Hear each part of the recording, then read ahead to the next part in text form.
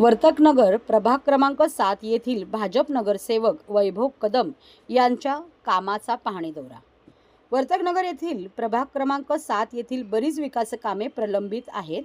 नालेसफाई, पाणी, घनकचरा, स्वच्छतागृह व इतर मूलभूत सुविधांचा पाहणीसाठी भाजप नगरसेवक वैभव कदम यांनी ठाणे महानगरपालिका अधिकाऱ्यांना घेऊन परिसराचा प्रत्यक्ष पाहणी दौरा केला। यावेळी रस्त्यावरील तुटलेले स्पीड ब्रेकर, रस्त्याच्या बाजूच्या पदपथावर नुसते खांब असून दिव्याचा पत्ताच नसल्याचे आढळून आले। काही ठिकाणी फरशा उखडलेल्या दिसून आल्या, तर शास्त्रीनगर पाईपलाईनच्या बाजूला असलेल्या घरांसाठी स्वच्छतागृह नसल्याचे निदर्शनास आले। त्यांच्या बाजूला असलेल्या नाल्यामध्ये कचऱ्याचे प्रमाण वाढल्याचे दिसले, तर नाल्याच्या एका बाजूला भिंतच नसल्यामुळे पावसाळ्यात घरांना धोका असल्याचे दिसून आले। या सर्व गोष्टी नगरसेवक वैभव कदम यांनी महानगरपालिका अधिकाऱ्यांच्या निदर्शनास आणून दिल्या आणि त्या कामांची लवकरात लवकर पूर्तता करण्याचे निर्देश दिले। यावेळी त्यांच्यासोबत समाजसेवक, उद्योजक, संस्थापक, वर्तकनगर देवी मंडळाचे हेमंत धनावडे, तसेच माजी महापौर आणि माजी नगरसेवक मनोहर गाढवे, वर्तकनगर माजिवडा मंडळ युवा मोर्चा अध्यक्ष जय गोविंद यादव, तसेच भीमनगर वर्तकनगर येथील कार्यकर्ते, पदाधिकारी उपस्थित होते। आजच्या पाहणी दौऱ्यामध्ये आपले टीएमसीचे सर्व अधिकारी, सगळ्या डिपार्टमेंटचे सगळ्यांना आम्ही बोलवून जे पूर्ण प्रभागामध्ये लोकांच्या ज्या समस्या आहेत त्या आम्ही सगळ्या त्यांना सांगतोय। आणि मेन तर पूर्ण समस्या आहे की पूर्ण या शास्त्रीनगर नाक्यापासून ते पूर्ण गांधीनगर पुलापर्यंत, म्हणजे पूर्ण भीमनगरमध्ये बाथरूमच नाही आहे। म्हणजे जे पहिले होते ते आता इकडचा तुम्ही बाथरूम बघितला असेल तर तो तोडून ठेवलेला आहे, तो नवीन चालू आहे। हा इकडे बाजूला तोडून ठेवला आहे, हा 6 महिने जवळजवळ वर्ष झालेला आहे, हा 3 वर्ष झाली तोडून ठेवला आहे। इथून तुम्ही पुढे गेलात तर तिथे पुढे भीमनगरला फक्त एक मध्ये बाथरूम आहे, तिथून गांधीनगरपर्यंत परत बाथरूम नाही आहे।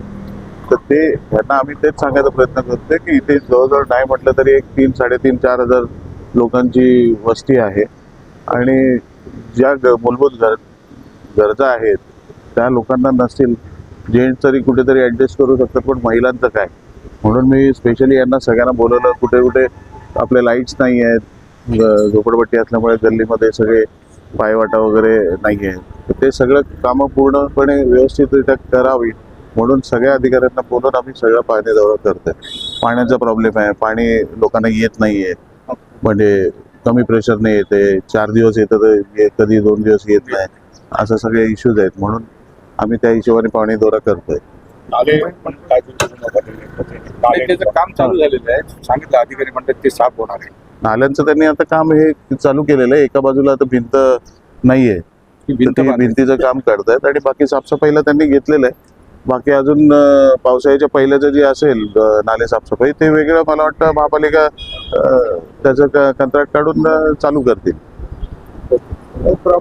प्रामुख्याने इथे फार मोठी स्लमवाल्यांची समस्या आहे, झोपडपट्टीधारकांची, की इथे संडासच नाही आहे। जे जुने संडास होते आता 1.5 वर्ष तोडून ठेवलेत आणि इथे जायचं कुठे, शौचालयाला जायचं कुठे, आणि महिलांचे फार हाल होत आहेत। आणि जेवढे जुने संडास होते ते एकावेळी तोडून एकावेळी काम केलं आणि अजूनही बघा, हे बघा अजून अर्धवट स्थितीत आहे। आज जवळजवळ 3 वर्ष झाली त्यांना शौचालयाचा प्रॉब्लेम आहे।